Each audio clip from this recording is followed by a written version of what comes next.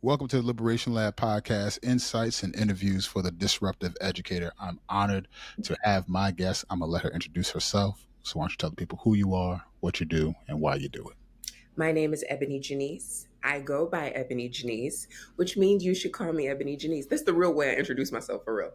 There it And is. I am a free woman on a love journey. And I recently published a book called All the Black Girls Are Activists, a fourth wave womanist pursuit of dreams as radical resistance. And so I think I answered all the questions that you asked for me in my introduction. Why you do it. Why do I do it? Because I'm a free woman on a love journey. That's There it it. is. There it is. I love it. Intentional about being free, staying free, and figuring out how to do it with surrounding and being as much love as possible.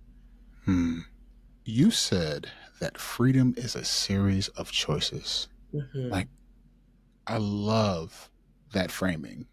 Talk to me more about that. Like, for our listeners who this is their first time getting in touch with your brilliance, what do you mean when you say freedom is a series of choices? And let's say I'm somebody that's like, all right, well, how do I choose to be free? What does that mean? And I'm Mm-hmm. skeptical. Like, help us today. Mm-hmm. One of my favorite authors is Pearl Cledge, who has written many fiction, nonfiction books, poetry, plays. She's right for Essence years ago. But she has a fiction series um, based out of Atlanta. And it's like a real neighborhood in Atlanta, but the characters are fictional and kind of like the scenarios are fictional. Mm-hmm. And there is a newspaper, I believe it may be called like the Freedom Journal or something like that. There's a newspaper in this fictional series called the Freedom Journal. I feel like I'm making that up, but it's something like that. Mm-hmm. And the woman who works at this newspaper organization, who answers has been answering the phones there for like 50 so years. Her voicemail says, "You've reached the Freedom Journal. Please leave a detailed message and then don't forget to do something for freedom today." And I feel like I came into the knowing of these books when I was like 18, 19 years old. The Mm-hmm. first love of my life is one of the main characters in this book series, Blue Hamilton. And like, but that really stood out to me. Please leave a detailed message and then don't forget to do something for freedom today. Mm-hmm. And probably for like the past 20 or so years, that's been my voicemail message, because I just think that that's so profound. I think of it often, don't forget to do something for freedom today. This idea that there could just be this one thing, this one choice that you make that will either enhance or put a spotlight on or get you closer to or go get you deeper into freedom. I just think that that is so profound, and it really is simple. It's Mm-hmm. We think about, activism, we think about revolution, and we think about these really big things that Great our elders points. and Yeah. our ancestors had to do. And we don't think about the fact that you could just leave a detailed message and don't forget to do something for freedom today. And so when I say Mm-hmm. that freedom is a series of choices, it's really about just the conscious moment on a daily basis, like these moments, moment by moment, saying, hmm, today the thing that I could do for freedom is tell the truth in this moment, be in integrity in this moment, have this conversation that could be very hard, have this conversation that could bring me a lot of pleasure, whatever it is. It's these moments. And then we come to, hopefully not the end of our life, but we come to these moments in our life where we get to reflect on the last year, the last month, the last few days, the last few weeks, and we get to say, have I been contributing to freedom for myself, for others, for my community, for the folk? And hopefully, if we just leave a detailed message and don't forget to do something for freedom today, we will have, something to say like, yes, we're closer to, I'm closer to, we're going to get closer to freedom as a result of this thing, this one thing Mm-hmm. that I did on a daily basis. I love that framing because um, I think we're almost sometimes when we talk about liberatory work, we're looking for the perfect equation, right? Like I was, Usually, yes, yes, usually we are. Yeah. Hmm. I was a math teacher for the last, sheesh, too long, for a long time, and it almost seems like we're trying to balance the equation. All right, do we need to do this more? Do we need to do that more? How many more Hmm. people do we need to call in? And we're trying to do all of these things. And not to say that those things are wrong or whatever, but that we forget that liberation starts with these mundane, almost seemingly mundane decisions that we make on an everyday basis, to Hmm. the point where what you just said about pleasure, Hmm. like that itself is a huge deal, because we sometimes don't give ourselves the freedom to experience joy and Hmm. pleasure and the things that we like, Hmm. because we're so busy feeling like we have to push against Hmm. and resist and make statements and do these different things, and we miss out on those things. Hmm. I think that that is a part of the trick of, you know, a global white supremacist, specifically Mm. anti-black society, is that a part of our socialization has erased that even as a conversation, meaning we don't Mhm. even know to pursue pleasure, you know. We don't even know to ask those questions. We don't even need to know, we don't even know that we, you know, could consider that a part of our actual right in this body right now is freedom, is pleasure, is joy, is, you know, all these things. And because I know that a lot, for the most part, Black Americans, and I know that I know a little bit about the demographic of your audience, so I know that I'm not speaking to not Black Americans, you know. Right, right, right. You on the row. Black Americans, don't get churchy with me because I go out there. You on the phone. Well, this turned into a different podcast interview. Don't take me there. I felt something happen to me. Um, but Black Americans are, we have, whether you were raised Christian or not, we exist in a Christocentric society, Yeah, and we have been socialized in a Christocentric society. And so, yeah, so much of our behaviors and our morals and our values have been rooted in that, right? Like this particularly Black Christian experience. yeah. And so part of our socialization as a result of slavery um, really is around the idea that there is no freedom except heaven. And so Hmm. we don't historically, as a result of that socialization, have a real conscious idea or a way of thinking about freedom in this body. Very often we subconsciously think about freedom as something far away. So we talk Hmm. about freedom for our children, we talk about freedom for our grandchildren, we say we're trying to make it better for the next generation, we talk about, right? And then if when I go back to that Christocentric kind of framing, it's why were enslaved people so deeply invested in heaven?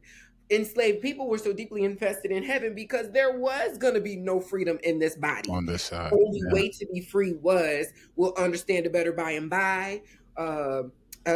Sweet, while on others are calling, do not pass me by. Right? Bye. So much Hmm. about heaven is such a big deal, and so when you think of like the proximity, you know, the closeness language of like for our children, and when you think about like the spiritual language in heaven we'll experience, and so what that does to us then over time is we don't have a real concept of what will it look like for us to be free now. Not someday we shall overcome, someday, not that, Yep. right? Which is Yep. more languaging in our socialization, right? Not someday, not at some point, not down the line, not just for my descendants, for me. Me. Me wants Yeah. to experience freedom in this body. I don't want to have to wait to get to heaven to experience, you know, the joy and the pleasure and the, you know, the this all of this things that were supposedly promised to me. I want to experience that now. And so again, I think, you know, that leads us back to the original question. You know, that is like a, that's a constant choice every day. Hmm. And to answer like the last piece of your first question, I don't think that I really fully spoke to, how do I choose that? Is that is the connection. It's like, oh, today is the day for me to have this really hard conversation with my boss about these Hmm. things that have been happening in the workplace or in my classroom, or, you know, or have this conversation with my students, or have this conversation with a coworker. And what what there is, you know, I have some fear about that because I'm worried that it might mean this or this for me. But Mm, I know that the only way that I will get closer to freedom, to my pleasure, to my ease, to the relaxed, whatever experience that I intend to have in this role or in this space is I'm going to have to do this thing for freedom today. I'm going to have to say this thing for freedom today. I'm going to have to make this move for freedom today. I'm going to have to close this door for freedom today. mm. That's really good.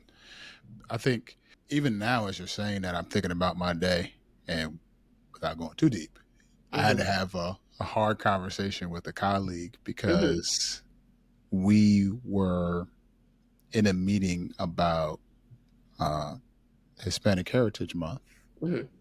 and we totally tokenized the one Hispanic person in the room. Well, Mhm. and the one that we knew was there in the room, Right, right, and right. Mhm.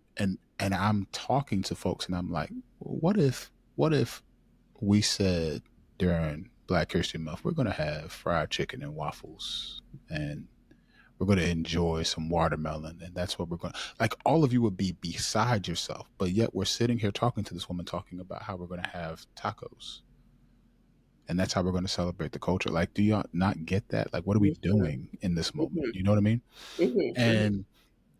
And that was a hard conversation to have because Mhm. people will then get defensive. Their inner Right, right. lawyer rises up and they're like, no, I was just doing it. No, I need you to understand that it's always impact over intent Mhm. all day.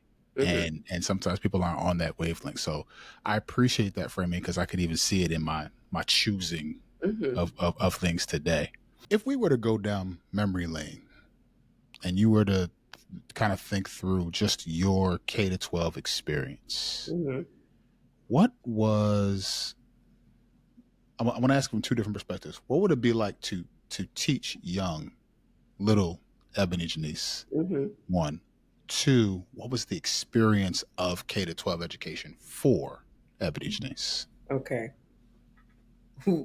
What was it like to teach little Ebony Janice? Yeah. Similar to this one. I've been a mess for a very long time. Okay. Like, this is not new information. It's actually funny for me to think back on some of the things that I did when I was in primary school in general. Hmm. From the petitions that I started to the, you know, having to pull teachers to the side to, say, as a little girl, elementary school, I don't like that. I don't think that's fair. And I'm originally from Sandusky, Ohio, which when I was growing up there, was predominantly white, Mm-hmm. um, really drastic socioeconomic, reality where like you were poor or you were wealthy. Mm. And by wealthy, I mean like on a beach. Like, how do y'all own this beach? Oh, Um, and poor, like, not on a beach, or, renting or, very working class, but like lower, working yeah. class.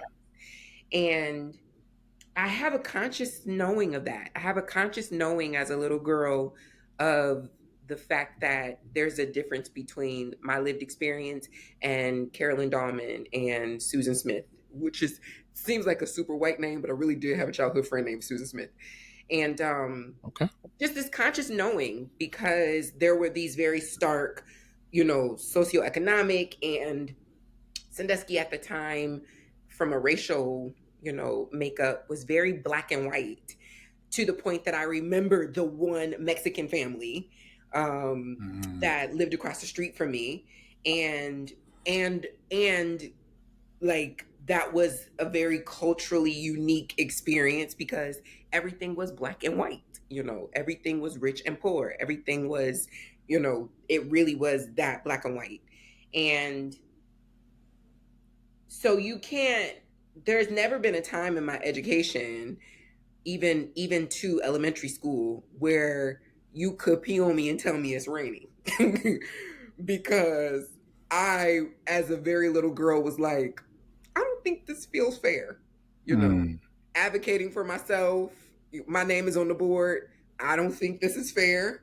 I'm going to talk to my mother about this and we're going to have a conversation. So, and my parents really play a major part in that in a lot of ways, even though they were very young. My parents very young when I was my parents are very young, period. But so of course, like in their 20s, with this little girl who's just kind of a lot. And my parents never told me that that wasn't okay. And I was just talking about this today. My church also, my the leadership at my church, my pastor, even though I grew up in a Southern Baptist denomination, my pastor was very unique that he used to allow me to like be on the microphone. And I have been teaching Sunday school since I was 6, and teaching from preaching from the pulpit since I was 8 years old. And these things matter and impact my education because it really was my voice. You know, my voice Yeah. was nobody ever told me you can't say that.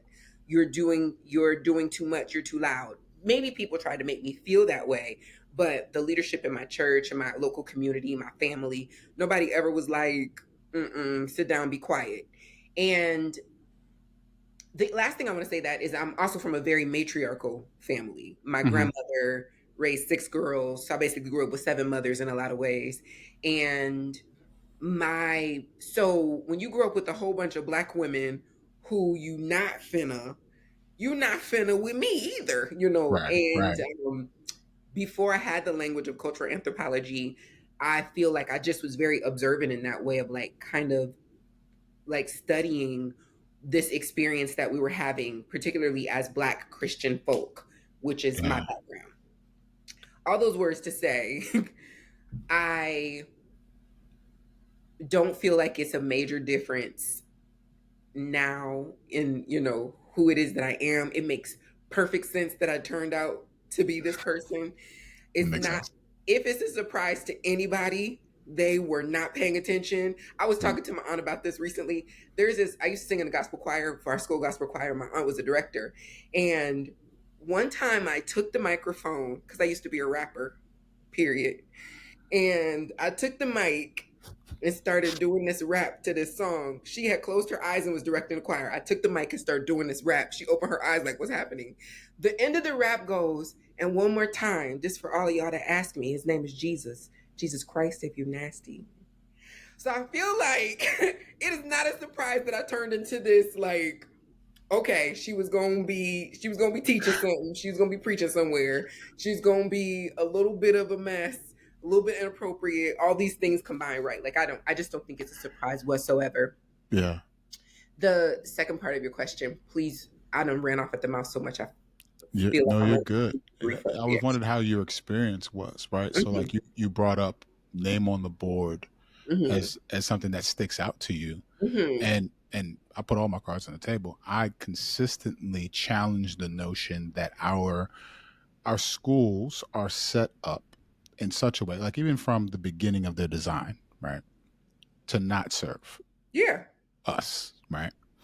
At the same time, I'm in this weird space because I'm a school leader. Like I'm an hmm assistant principal at a school hmm that I know is not set up for the people that walk into its doors every day. hmm And so um teachers will engage in conversations with students and talk to them about all the things that they're doing wrong or this or that or have opinions about all these things, but really it's because these are white ways of knowing, being, hmm doing, existing, hmm and that affects everything.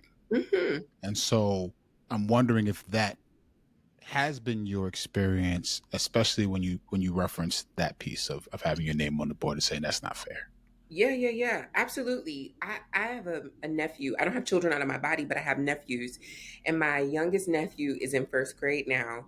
And so he's with me quite often. He gets off the bus on my corner, so I'm with him every day after school.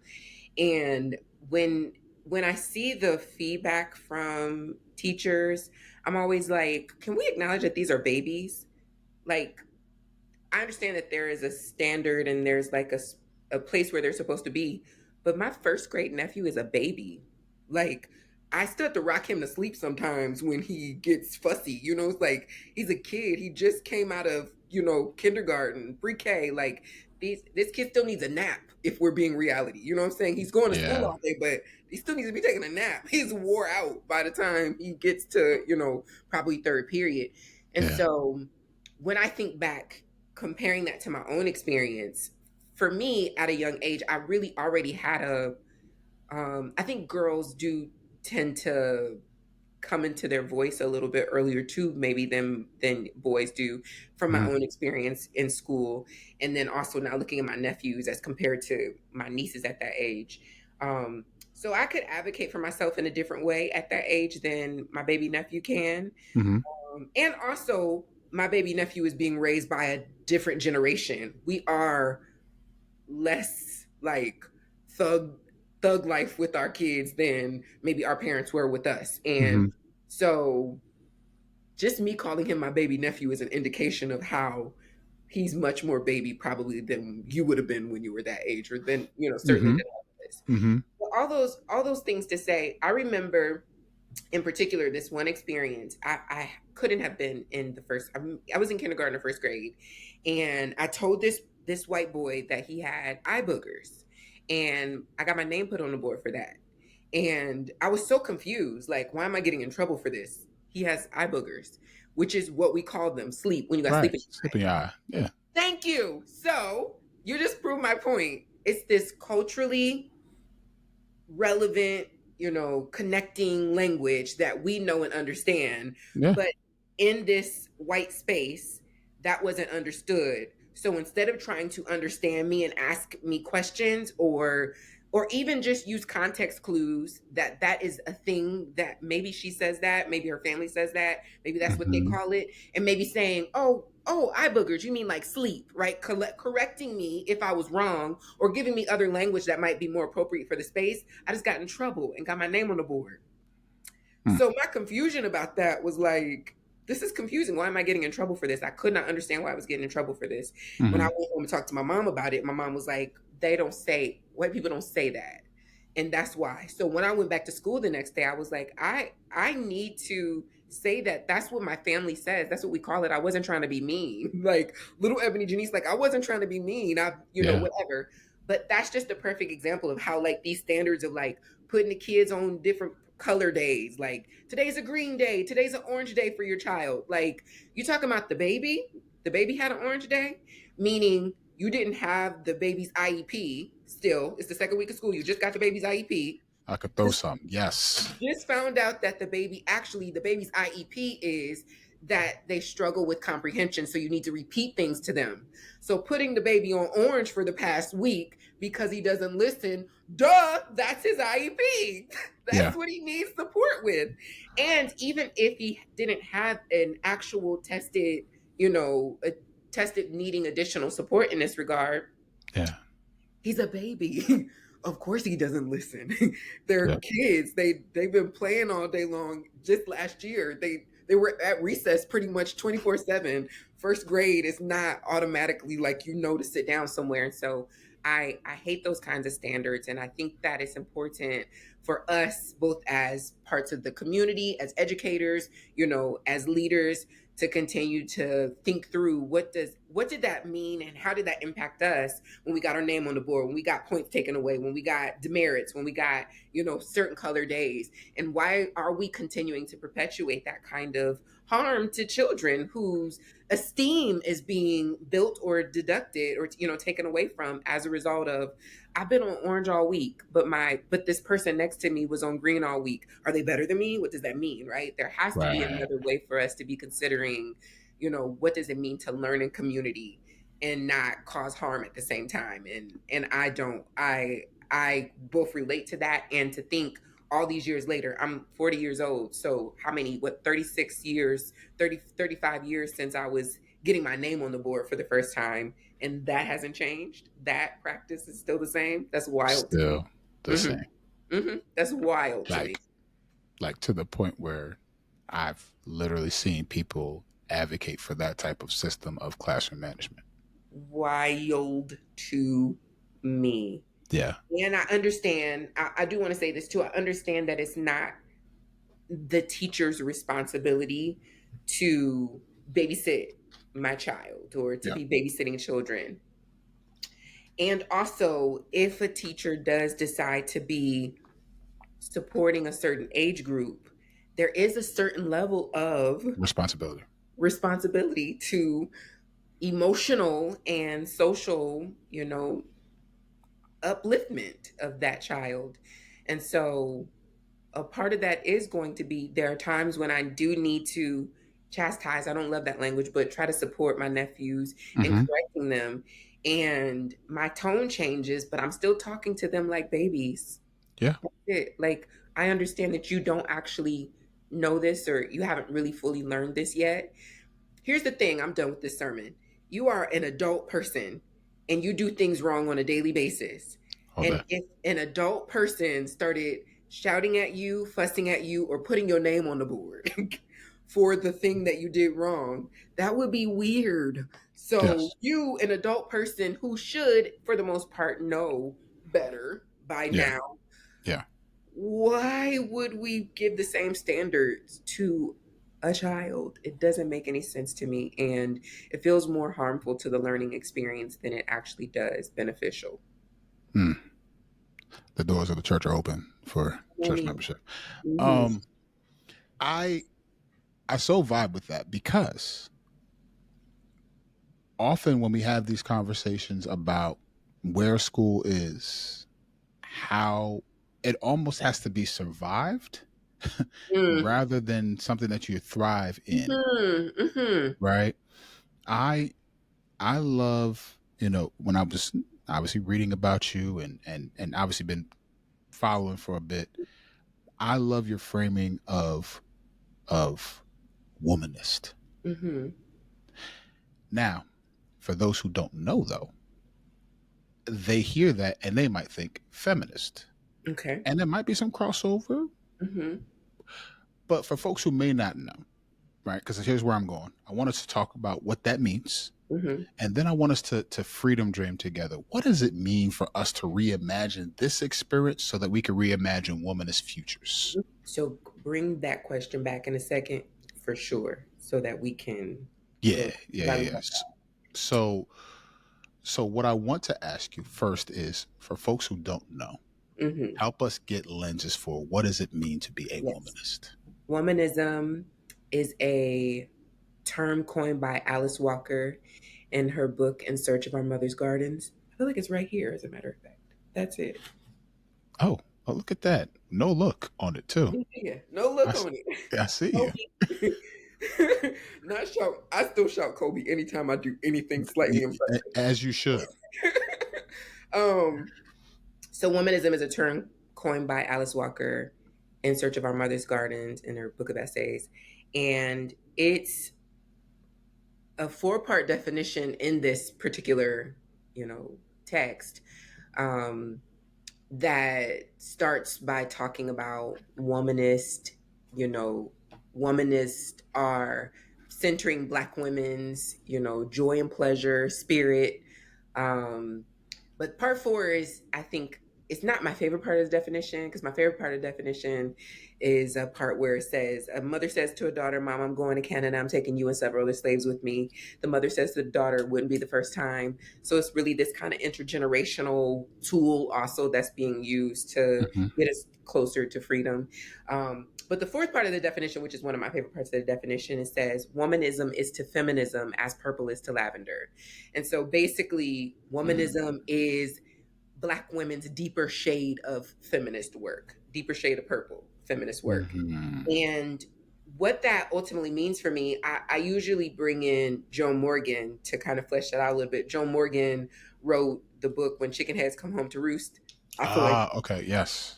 I can't reach it, but it's right there too. When Chicken Heads Come Home to Roost. And in that book, she says, I always knew my feminism would be different from white women because white women don't call their men brother. So that's just one example of how womanism, particularly this Black women centered socio-political, spiritual, religious tool used to get us closer to freedom, or that's the way that I kind of define womanism. But this tool, even Black women's feminist work, right? Hmm. Womanism, Black feminism is the deeper connection between both our race and our gender, the intersectionality, right? Um, and it's inherently intersectional. We don't have to say I am an intersectional womanist or I'm an intersectional Black feminist, because it's in the language. It's already there. It's Yeah. impossible for me to not be thinking about the multiple identities that exist inside of this idea. And so yes, when people hear womanism, very often they think of feminism, and that's not, that's not us. There's anything wrong with that. Right. Womanist, those of us that do identify as womanist, and me myself, I identify as a womanist intentionally because I feel like there's more of even the spiritual religious portion of it that I don't think that it's possible for us to become as free as we can be Mm, and will be without the spiritual element. And feminism, particularly black feminism, but particularly feminism, contemporary feminism, isn't necessarily thinking about spirit in the way that womanism yeah. is Yeah. automatically thinking about spirit. Dr. Bettina Love Mhm. talks about the the praxis of schooling, if you will, and how she uses the language dark children. She says we spirit murder Mhm. dark children. I love her language about this. And I think about that as it intersects with what you just said. Mhm. Educators everywhere, they are going to come in contact with, teach, serve, potentially spirit murder our baby black Mhm. girls, our babies. They're going to Mhm. do that. And I think about what you're talking about. I think about this deeper shade. And I think about all the things that you spoke about with regard to freedom and this project of schooling being this thing that they have to survive, Mhm. navigate, and look to people such as yourself to say, how do I get to freedom? Mhm. If we could just freedom dream for a moment, Mhm. for someone like yourself who was pulling teachers to the side and saying, that's not fair. My Fair. name should not be on that board. How could we freedom dream together for a womanist future? Mhm. One of the things that I thought about, I won't say one of the first things, one of the things I thought about as you were coming to this question is an appeal to educators specifically. That when I think about, to think about on a daily basis, and this is a way that you could do something for freedom today, to think about on a daily basis who the most influential educators in your life were and why they were the Yeah. most influential educators in your life. And I would be willing to wager some money that some of the most influential educators in our life were not the ones who gave us the most information, Yeah. right? Yeah. I learned a lot in X class, and I even retained that information. And that was a good teacher. I'm glad that they taught it like this because I still have that information. It is impactful to me to this day. But I don't necessarily know that I would say that that teacher, just because they were a great teacher technically, was the most influential teachers, one of the most influential teachers in my life. The most influential teachers in my life just let me show up as myself.